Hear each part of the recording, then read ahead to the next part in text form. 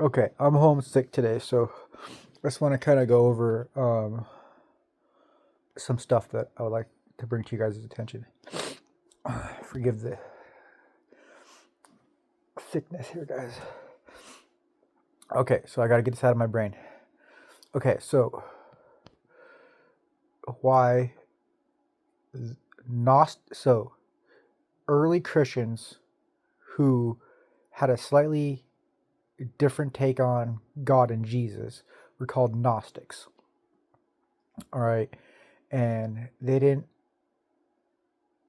really believe in uh, Yahweh, so to speak, and they taught that God of the Israelites was the fake imposter, and his name is Yalgaboeth, and he is a manifestation of one of the aeons named Sophia, which is wisdom in Greek.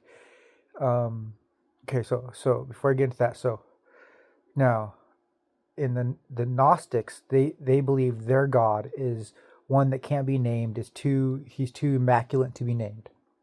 They call it the One. Now the One is the Father, the Mother, and the Son, the child. Right. So what that is like it's the Holy Trinity. It's mind, um, thought, self awareness, all wrapped into one. Right. That's the Holy Trinity. Become aware and you think about yourself, right? Because before there was nothing, there's a Greek word for it. Well, there was in the nothing.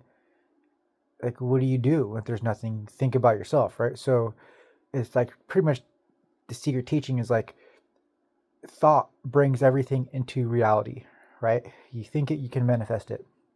Everything that we interact with today came from a human's mind, okay, and we brought it into existence. Do you understand? Um, okay, so now the early Christians, and they're from all types of different peoples around the area, not just Israelites, because a lot of Israelites were also in Egypt and Elephantine and like spread all over in Spain, like all types of shit, bro. It's just the old world was very chaotic. I wouldn't even say maybe chaotic, but very busy. I guess busy is the word that I was looking for. Um, okay, so now, like I said before, right? Our history and civilization, because we're the West, it goes back to like Greek and Athens and all that kind of shit, and then it kind of just like it's like you would think that that's where that cradle of life came from for us, right? Like, well, where did the Greeks and them come from? What is directly below Italy and all that? Oh, Africa. Okay, so and then I like I said, I think the African gods and pantheons are all left out on purpose.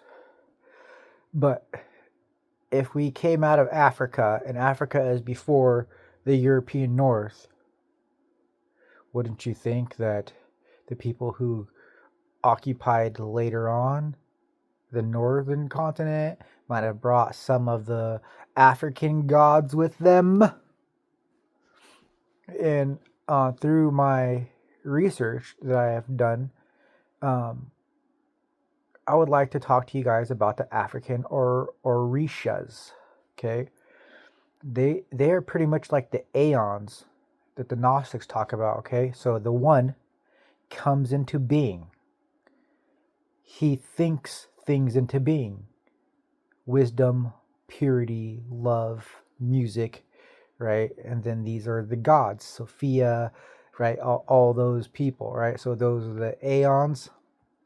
And then what God is he was made by one of the aeons when Sophia made him. But the Greeks really believed in like a duality to everything, the male and female, the yin and yang, the light, the darkness, all that kind of shit, right?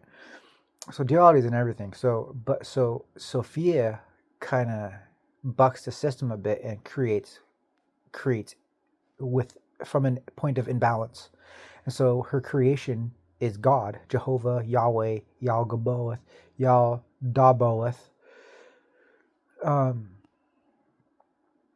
and but he's hideous. Got the head of a lion. He's got the malformed body of a dragon, got lightning bolts in his eyes. Um, you know, pretty fucked up, but she can't put the lid on him. She can't put the genie back in the bottle. So that's where God comes from. So they cast him down under the realms of light, under the clouds, so he cannot see the realms of light. Okay. So now the Orisha from Africa, they're kind of like the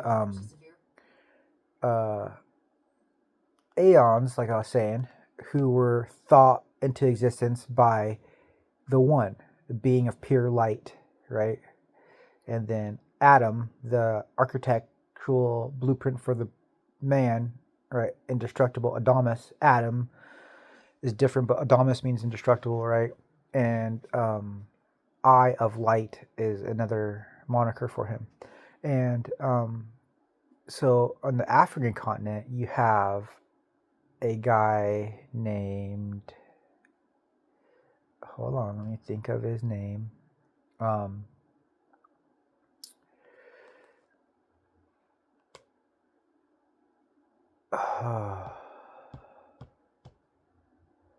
man, I'm drawing a blank real quick. I'll tell you his name in a second.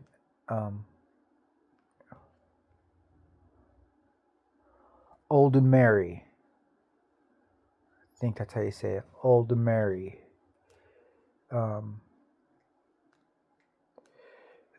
So he is like the creator of the Orisha, right? The beings of light. And so again, they're like love, god of hunting, the god of the spirits of your ancestors, shit like that, right? And so there's a number of these people. But Old Mary, the omnipresent, the omnipotent, the main guy, right? He creates the Orisha to enact his will, his divine will, right? So it's a direct thievery from the Northern African continent that I can tell. So it's actually more of Central West Africa, in that region, I believe, is where this religion comes from, because it started spreading throughout during the slave trade to like the Florida Keys, it's where you get voodoo from and stuff like that, right? Okay, so this religion, when the slaves got taken from their homeland, they went to all these different areas, right? The Caribbean and all that kind of stuff. And Santeria is another religion that came out of this, I believe.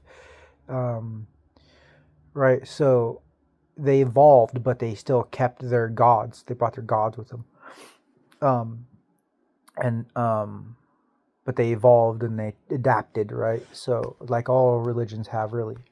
So in Gnosticism, in the Christian Gnosticism, the One, the entity, the being of pure light, before anything, before chaos, he has no name. But in the African legends, he does. It's Old Mary. Okay, so I just think that's super awesome. He's like if they talk, they're the exact same fucking thing. It's the exact same fucking thing, which I think is pretty cool. And it's just it's amazing that nobody draws these correlations. And anyways, have a good day, guys.